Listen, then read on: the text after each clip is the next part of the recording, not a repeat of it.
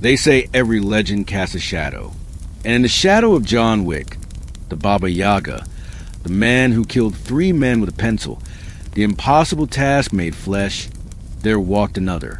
His name was Victor Volkov, not Wick's equal. Few were, but his reflection, perhaps his dark mirror. A man who understood what it meant to lose everything and become something else, something worse. In the underworld, they didn't speak of Victor often, not because he wasn't feared. He was, but because his story was too close to John's, too familiar.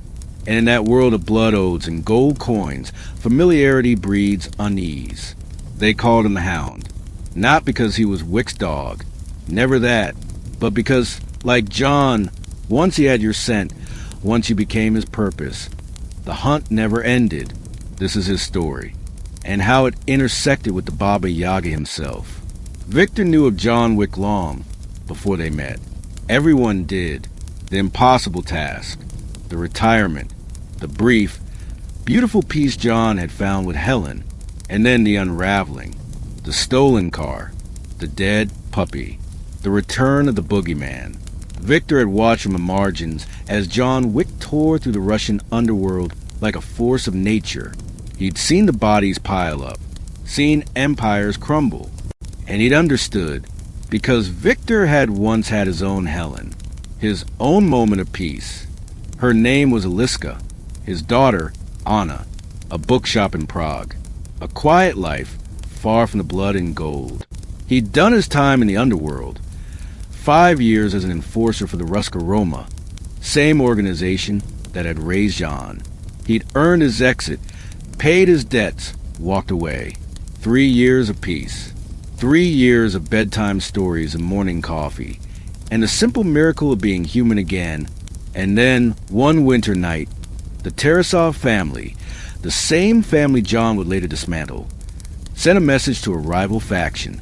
Wrong address, wrong family. The bomb didn't discriminate. When Victor returned home, he found nothing but ash and memories. The police told him it was a mistake. Collateral damage. Wrong place, wrong time. The Tarasovs sent flowers, condolences, just like they would years later after ISF Tarasov killed John Wick's dog. But Victor didn't have John's reputation, didn't have his connections, his legend. He had only grief and a choice. He went to the high table, offered himself back to the machine he'd escaped, his skills, his life, everything, in exchange for one thing: permission. Permission to hunt the Tarasovs. They granted it, not out of mercy. The high table doesn't do mercy, but because Victor was useful, efficient, and the Tarasovs had been growing too bold, too reckless. Victor became their tool. For 3 years he hunted, methodical, relentless, silent, while John Wick was dismantling the family from the top. Victor was erasing them from the bottom. Mid-level enforcers, accountants, suppliers, anyone who touched that operation. They never met, but their work orbited each other like twin stars. 2 men, 2 tragedies, 2 paths of vengeance running parallel, until they finally converged. It happened in Casablanca. Victor was tracking the last Tarasov lieutenant, a man named Sergei, who'd fled after John had killed Vigo. The Continental, there was neutral ground, but Victor wasn't looking for sanctuary. He was looking for a closure. He found John Wick instead. The Baba Yaga sat alone in the hotel bar, a glass of bourbon untouched before him.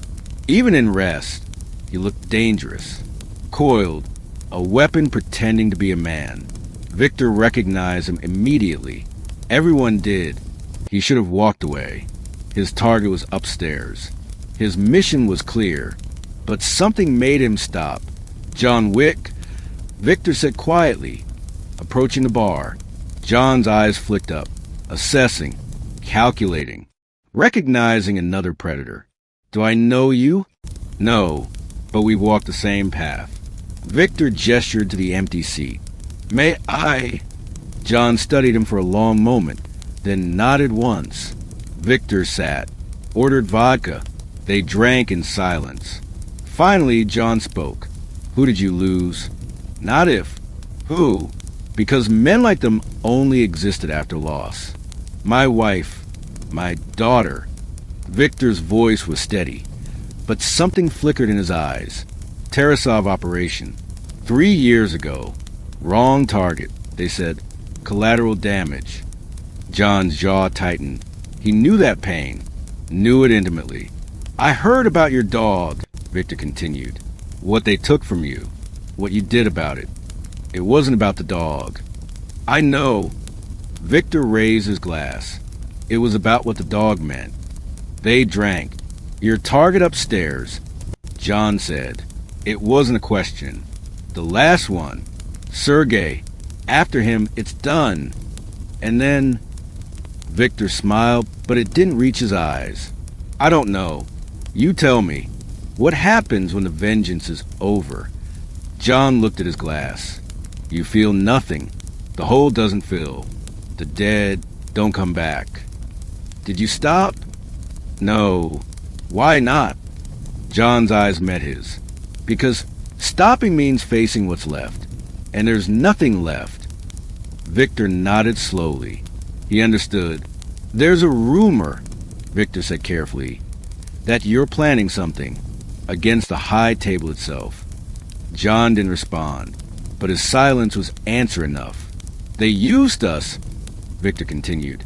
You and me, our grief, our rage. They pointed us like weapons, let us think we were choosing our own path, but we were always just tools. What are you asking? Victor leaned forward.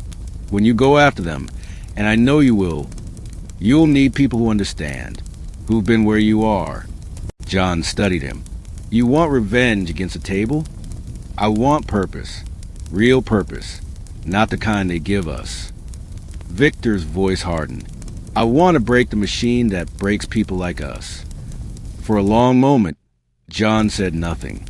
Then, finish your business here. If you survive what comes after, find me. Victor smiled. A real smile. And if you don't survive what comes after? John stood, dropping gold coins on the bar. Then you'll know where to find my grave. You can finish it for me. He walked away, leaving Victor alone with his vodka and his ghosts. Victor found Sergei that night. It should have been simple. A clean kill. The final name crossed off. The end of the list. But when he cornered a man in a warehouse on the docks, gun pressed to his temple, Sergei said something unexpected. You think you're different from us? Better? Sergei laughed, blood on his teeth. You're worse. At least we know what we are. You hide behind your grief. Pretend it makes you righteous.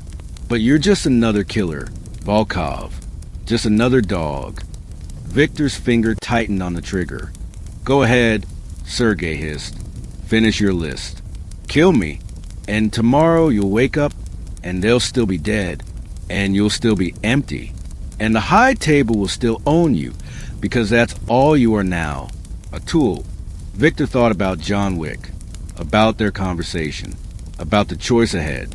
He thought about Aliska's laugh, Anna's drawings, still folded in his wallet, and he realized Sergei was right. The list didn't matter. Killing him wouldn't change anything, wouldn't bring them back, wouldn't make Victor human again. But maybe something else would. Victor lowered the gun. Sergei stared, shocked. What? You're going to do something for me, Victor said quietly. You're going to tell the high table that Viktor Volkov is done. No more contracts. No more hunts. I'm walking away. They'll kill you. Probably. Victor stepped back.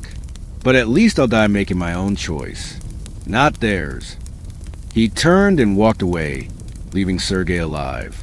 Leaving his vengeance incomplete. Choosing, for the first time in 3 years, to be something other than a weapon. They say Viktor Volkov vanished after that night. Some claim the high table sent assassins. That he died fighting, like John Wick would later die. Or not die, depending on who you ask, on those steps in Paris. Others say he found a new identity, a new life, that somewhere in some quiet corner of the world, he's running a bookshop again, shelving stories about heroes and tragedies. But the underworld whispers another version. They say that when John Wick finally went to war with the High Table, when he stood alone against impossible odds, he wasn't entirely alone. That in the shadows, moving through the chaos, there was another figure, silent, efficient, familiar, a hound, running beside the boogeyman. John Wick once said, "People keep asking if I'm back. Yeah, I'm thinking I'm back." Viktor Volkov never said those words, but in the end, he understood them. Because men like them don't get happy endings, don't get peace, don't get to go back to who they were. But maybe, they get to choose what they become next. And in a world of blood and gold, of oaths and codes that bind tighter than chains, sometimes that choice is enough. They say the Hound of Hell found his redemption, not in vengeance, not in death, but in the moment he walked away from both and chose to hunt for something more.